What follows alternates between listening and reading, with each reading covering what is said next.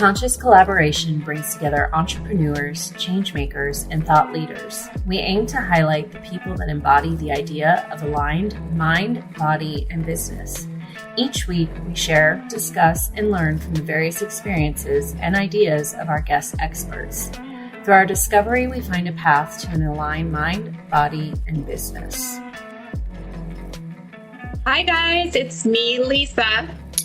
And I'm Emily, and we are the Conscious Collaboration Podcast. What's going on, guys? What's going on, Lisa?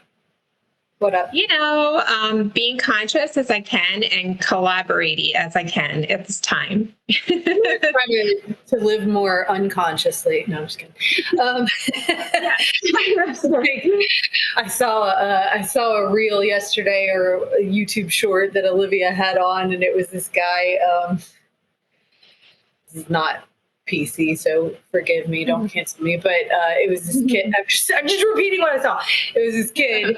And he was like messing around his kitchen with a blindfold on, and he was like, I'm practicing being blind in case I ever wake up blind, or in case I ever lose my vision. I don't know. And I said unconsciously, so that's kind of what it reminded me of. But at any rate, this is gonna be one of those episodes where we're just kind of extending our pre-recording chat. Our coffee chat. Coffee chat. Yes, I've got coffee number 1.5. I already drank my cacao, so now I moved on to, what are these? Bubblies. These are bubblies. The essence of blueberry pomegranate. Oh, you know what? And this was in reference to White Claw, but I'm also gonna bring in another meme that reminds me of, and I think that the soda bubblies are kind of the same thing. And it said White Claw. White Claw tastes like TV static with somebody yelling the name of the fruit from the other room. I don't know why you thought of that, but that is so true. Anyway, yeah, I mean, consciously, you really struck a nerve when we were talking a little bit. Just putting things into context, like I hadn't really thought of it. I'll let you set it up. Yeah. Well, I mean, we were just kind of talking about the state of things and doing our own personal catching up, and just kind of getting this sensibility of like, well, we could frame this as the world crumbling around us and freak out, and what are we going to do? And that sort of just evolved into, well, what does it really mean to be an entrepreneur?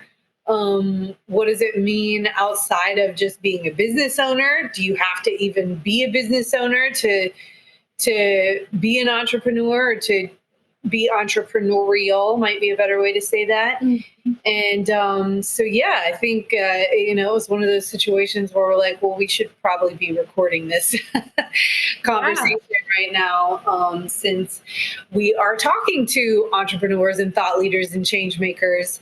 And we feel like y'all might be kind of in similar boats at this point. So, it's at the very least here in Florida, been a challenging time to be and I will go back to the business owner term. It's been a challenging time to be a business owner. I think, generally speaking, of course, there's always niches that tend to thrive in certain specific scenarios. So that certainly exists somewhere.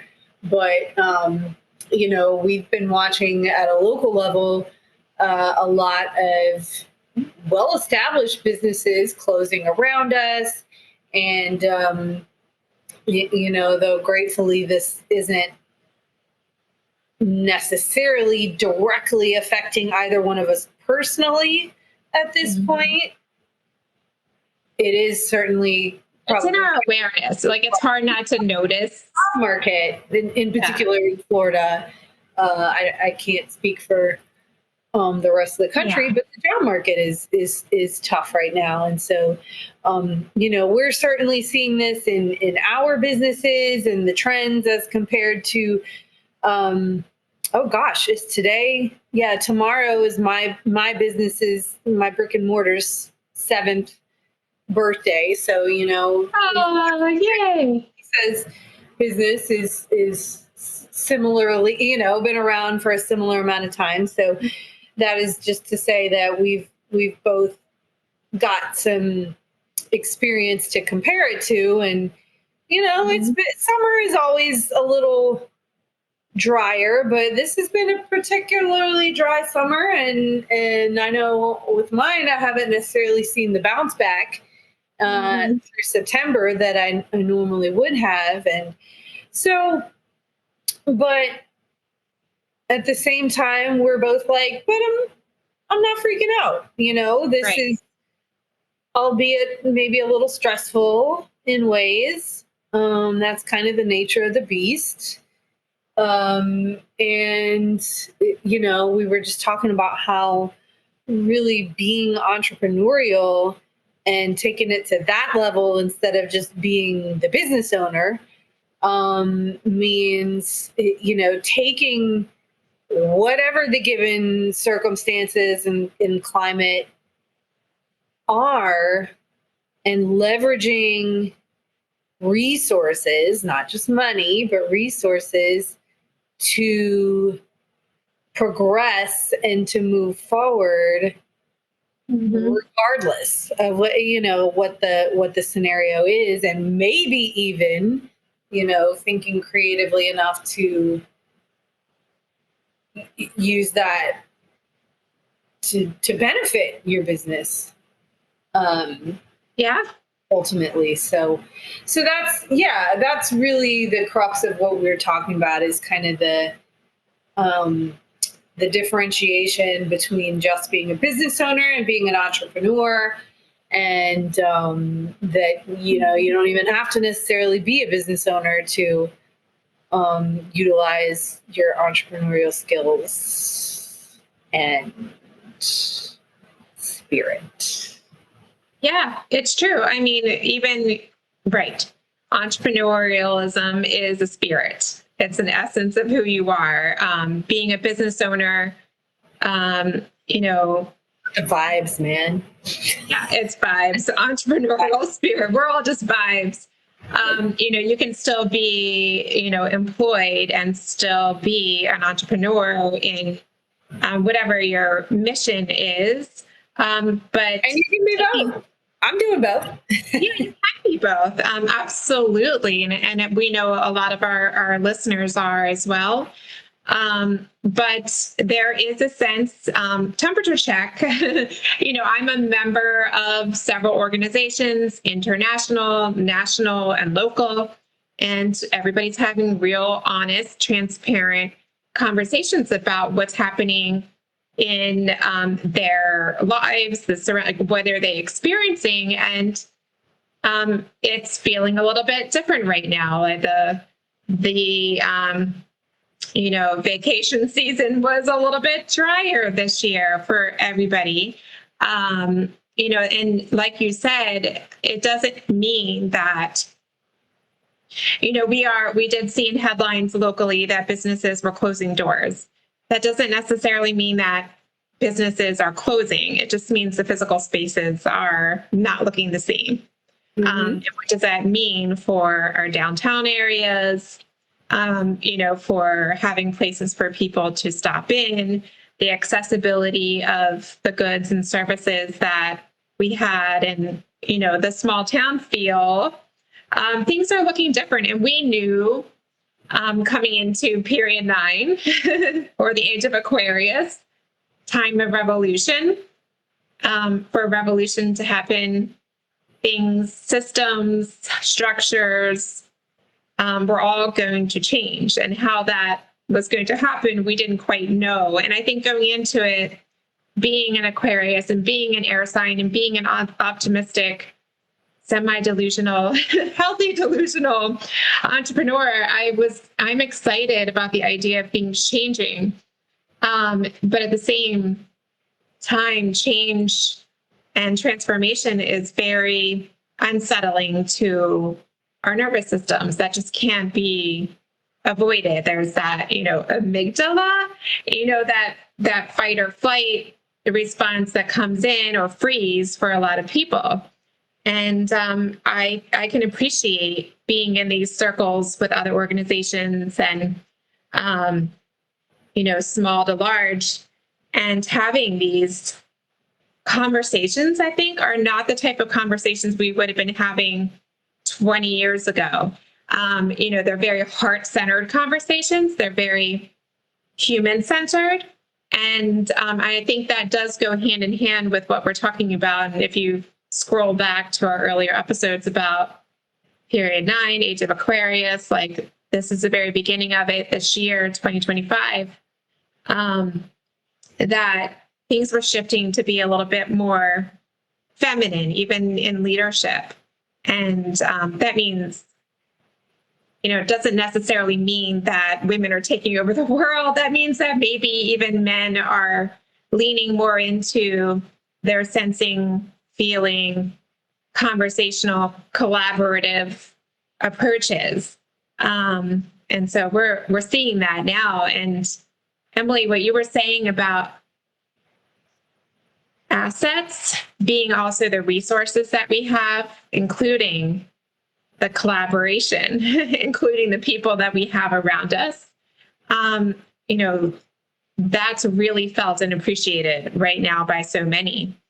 That's what gives us that safety and security and grounding that we need, so that we can be able to feel like, as we're jumping out of that plane and building our parachute on the way down, maybe we're in one of those formation groups jumping out of the plane together and like supporting each other. And maybe, I can feel and sense that in conversations with other entrepreneurs, small business owners.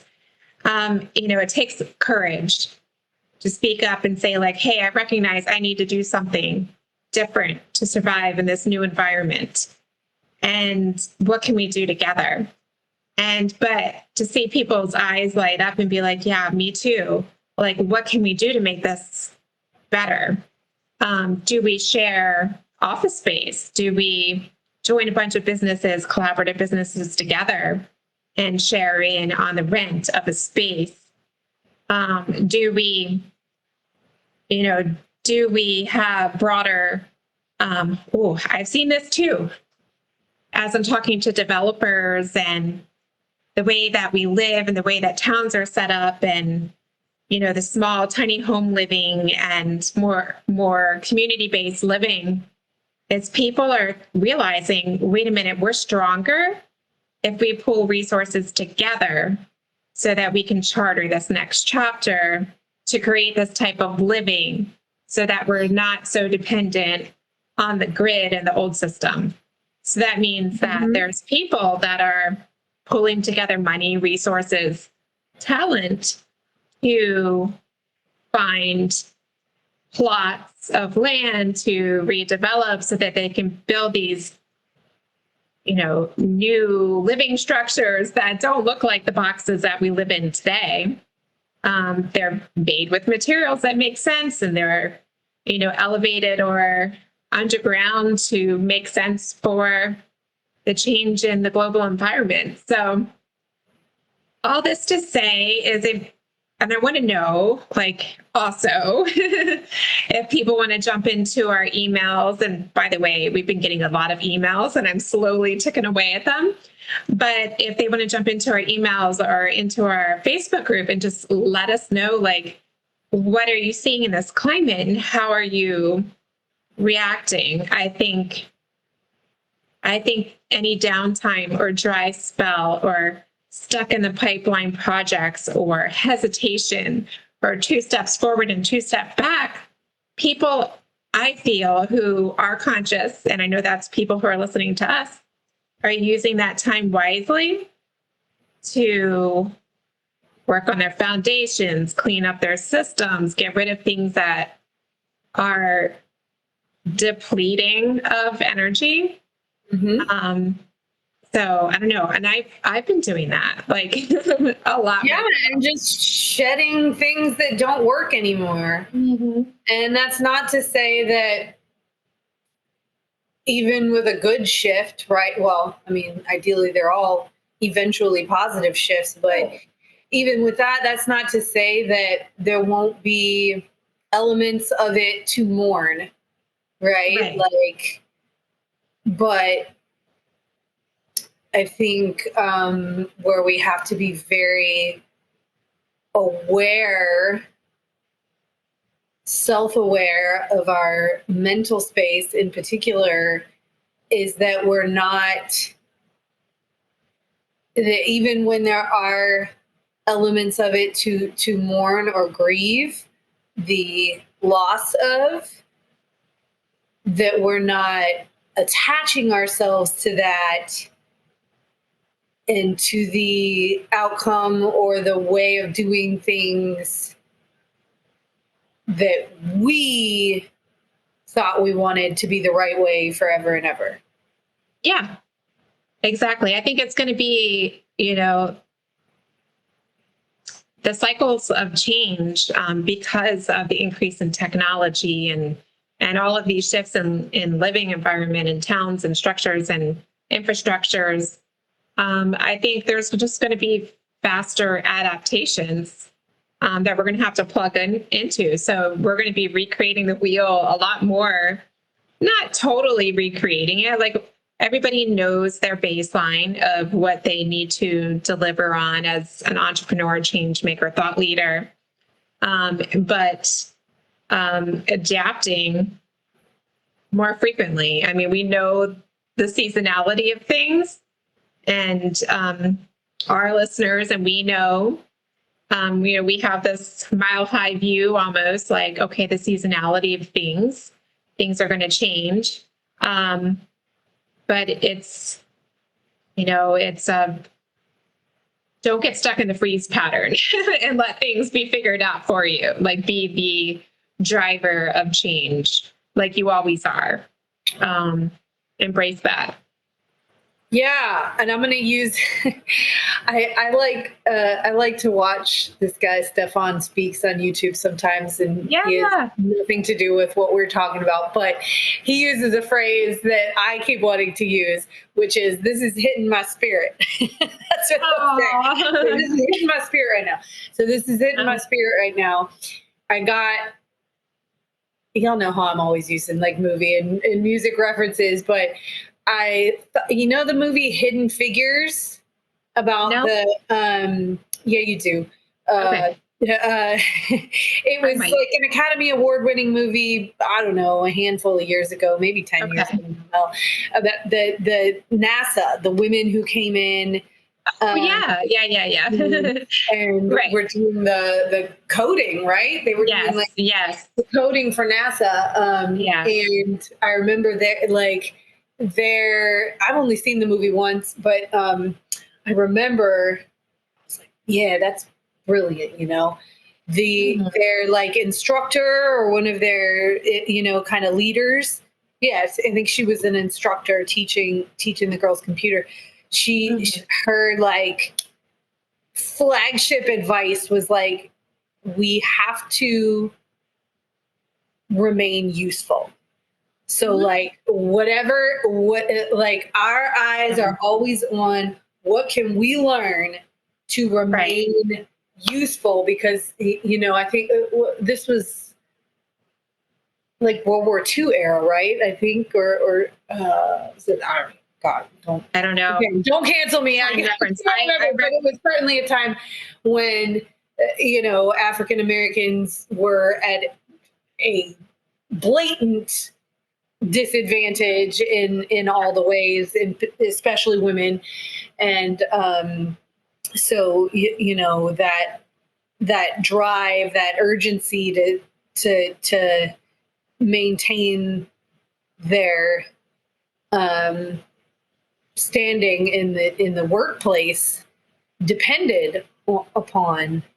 Yeah. And I just thought that was a great. And then Arnold Schwarzenegger has said it as a similar thing, but I just think that's such a golden nugget, such a golden rule, even to hang on to, like a foundational principle as an entrepreneur, especially, and as a person. Yeah. Just like, okay, this is going on, you know, things are not necessarily going in the direction I want them to. What can I learn? What can I get my hands on right now to remain as useful as possible? Resourceful, you know, as resourceful to others, but you have your own resources, and then your resources are beneficial to others. Yeah. Yeah. Yeah, that's a good reference. And even especially more so because of the women reference too. Yep. Well, and I think you got to throw AI clearly into that conversation. Where in my, the CEO of the company that I have been working for has said it's not AI that's going to come take all the jobs, right? But humans with AI will take all the jobs. So, you know, it's that kind of thing. Like, you can either, if you can't beat them, join them. Yeah. So, you know, learn how it can be, how you resource for you, you know, be more useful with it. Yeah. Rather than just fighting the wave. Yeah. Yeah. I mean, there's a lot of instability with AI as well, too. Like I personally don't want to see it go away, because it has amplified. It's amplified how much I've been able to churn out in my work, and 100%. You know, and it's not an easy thing. Like, I'm continually plugged in and learning and taking courses, and it's, you know, I think sometimes people will say, oh, you know, you can do that so quickly, it must be so easy. Well, try it. You know, like, you have to be very skilled at the prompting and know how to use the different versions and know when to switch and know when it's hallucinating, because AI hallucinates. Some days it's just got a bad day. So if you still have to have your I think it's a bit of a people pleaser. You have to still have that discernment to know when, okay, I'm not using AI today because it's wonky. Something is wrong with it. And then, you know, you flag it and they go in and correct it. But I have read, and I don't have any articles pulled up, I have read that there's talk that they can't keep up with the growth of AI, they being, I don't know, the people that build the servers, and the servers are causing pollution, and the pollution is hurting towns and destroying nature. So, I mean, there is talk of it might not be able to sustain the use that we're putting on it. So it may not be well, at around. the same time, I mean, remember a la Hidden Figures, the movie I just referenced. Remember how big computers used to be? Yeah. They were in that movie. The whole room that took up the whole room was one computer. The whole room. Yeah. Initially computers were the whole room. And so having that knowledge and realizing that these servers are taking up whole plots of land and using water and resources that we just can't even understand. Like, how is that possible? And you're right. They could find a way to reduce it and make it a micro version of it, and it won't be, hopefully, as dependent on nature. Self-sustainable, energy resources, solar, what have you. I don't know. That's not my. But like, all of this to say is that there's just so many unknowns, and that uncertainty is something that can impact our mindset. And if we practice what we preach, like remember at the beginning of the year, and we put together our alignment, protocols, nourishing our mind and our bodies and our environments, and, flowing that alignment into our businesses, like from 100% value, as close as we can get. I do want to say also, like, if you're not feeling that you're in alignment, and I think this is like what I'm hearing consistently across the board as I'm talking to clients, as I'm talking to people in networking groups, is there's still this tendency for us to cling to the grind. Like I should push myself harder, to grind harder, to keep up with the fast-paced demands and these changes. And yeah, like sometimes we can do that. But I think the big lesson that I'm experiencing is have the discernment and the courage to be able to say, hey, like I'm not at my 100% best right now, so I prefer to reschedule or come back to this when I am able to put the right energy into whatever this is. I know that's not possible 100% when you have a brick and mortar, but that's what I'm seeing, is that people are working from a place of depletion. And that's an insidious cycle that you just don't want to get into. And I would hope this is the time that people are going to be respectful of boundaries. People want more and more and more, faster, faster, faster. I know you can do it. I've seen you do it before. Don't go down that path. Like that's what this whole period's we're supposed to not be in that. Well, and here's another, this hit in my spirit moment, but here's, I think, what I would want to be a top takeaway or kind of hack to help with this. And that is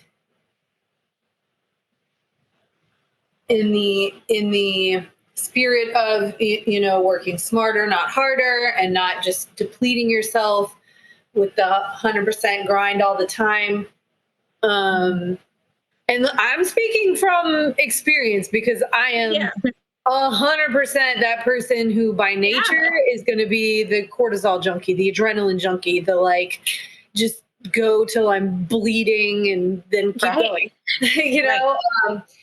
and that is totally me. But once I place the focus on being a master of my own nervous system, and in so doing, being really a master of my own emotions, because I don't think people realize how much energy is expended just by, this goes along with stress management, which is kind of this umbrella of we throw that around a lot, but it's okay, when you're in the thick of it, what does that really mean? I think that most of it really comes down to learning how to master your nervous system. And then it makes, when you can approach things in just a very cool, calm, and collected state, you can you can discern way more easily what is actually urgent, what needs to be acted upon right now, what does not, what is worth my stress and attention, what is not. And it is, you're just coming into everything with the proper amount of energy and not depleted. And it's just a lot easier to kind of move forward at a more level pace, I guess. All that, sort of emotional variability. And that's not to say you don't have emotions, but when you learn how to master your nervous system, you learn again, kind of as a side effect, how to master the reactions to your emotions, I should say. Yeah, I know. I mean, I'm reading a book, The Female Brain, and there's also The Male Brain came out and both of them came out in the last 15 years, I'll say. And The Female Brain came out first. One thing, I'm just at the end of that book right now, but speaking to the female entrepreneurs out there is pay attention to your internal cycles and rhythms and work with them, not against them. And I know we've been talking about this for the last 20 years in different circles, and I know it's in the yoga community and wellness community, and there's so much more to that. Even as we were playing around with the cycle thinking and fasting, but I think it ties back to our alignment guide. And by the way, that's free to download. If you look in the links in the description, you can download that for yourself and just get tap into it. But is working from that, like you said, grounding your nervous system, working from that alignment, that really strong center of self. You'll make decisions with more clarity. Sometimes decisions don't need to be made. I haven't gotten through the male brain part of the science and studies of it yet, but the little bit that's revealed in the female brain book, it does tell the story of men, they almost reboot every day. So something that happens wrong to a man is not going to feel the same to the female brain. To us, it feels like death, like imminent danger. If there's something that's wrong happening in a female perspective and environment, that's something that we feel an emotional tie and connection to, that we feel we're responsible for, and that's directly causing our demise. Whereas a man is better able to, is less attached to that, doesn't have that emotional tie, and reboots. So in this era where, as you referenced, and I know we got to wrap it because we've got busy days, but where women are coming to the forefront as leaders, and men are tapping in more towards their emotional awareness and sensitivities and accepting the female brain into spaces and realizing the gift of intuition and that gut feeling, and that, you need both. That I would say, kind of lost my train of thought a little bit. Yeah, it's onto something, but brain, dang it. Female brain, yes, and there's so much more to that. But I would say honoring the humanness, the humanity of people in your teams and in your client base and in yourself, to approach things with more clarity and address it hey, I want this to be the best. I'm not going to rush. I'm not going to push. This needs to come from a place of flow and ease and joy, and bring more of that back in. And I think that will loosen up a lot of the, economy, where people are holding on tightly because of fear. And, just okay, let's flow through this. Once that opens up on the top, the top echelons, it will trickle down and replenish. But, you're right. I think there's an undercurrent of nervous system that's, we're all really tapped into. We see that in our I Ching readings, our tarot card readings, and what we listen to in our circles and see in the zodiac. So it's this next level awareness, and that feels overwhelming. So I would say, just I want to say, I know you and we have these conversations. I hope that listeners are having these conversations with your friends. You can have them with us. But there are ways that you can ground into alignment, that you can find your collaborators around you and alleviate a lot of the stress that you're carrying for yourself. And that radiates. Well, guys, let's put a bow on it. I think that was a necessary conversation check-in. And I think I would love to hear what others are experiencing. Maybe you're experiencing a lot more freedom and ease, in this time. And I would love to hear that also. We should all feel that. So if that's what you're experiencing, let's talk about it. But also just encouragement to people that we can regain a sense of control, and that freedom is there. And like you said at the very beginning, like there's more to abundance than any of our material things in our resources and our collaboration star. Believe in I don't want to say like believe in the potential, but our steadfast dedication to see things through. Thanks, Emily. I think that was a good conversation. I wonder where it'll lead. I'm excited to join back next week. See, as things shift, where we are.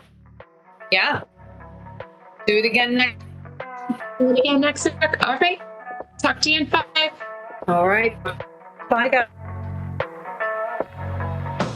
Thank y'all so much for listening to our podcast.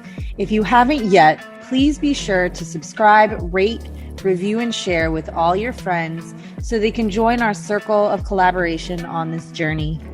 You can find us on Instagram at Conscious Collaboration Podcast, on Spotify, iTunes, and Audible, to name a few.